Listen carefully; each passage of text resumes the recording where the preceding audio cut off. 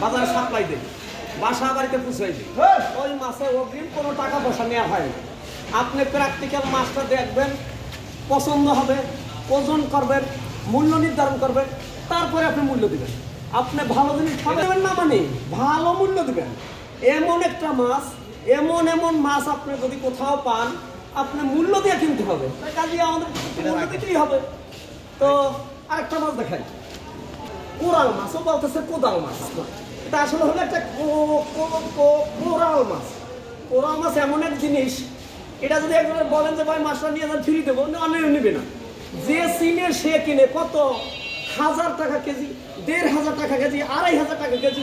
আমি আমার বাবার একটা মাছ খাওয়াইছি মাত্র 450 টাকা দিয়ে, তো না এই মাছ সেই মাছ, এই সেই কোরাল মাছ। আমি বোধহয় আপনাকে বুঝাতে পারলাম না। এরপরে আপনি দেখবেন কোনটা ইলিশ।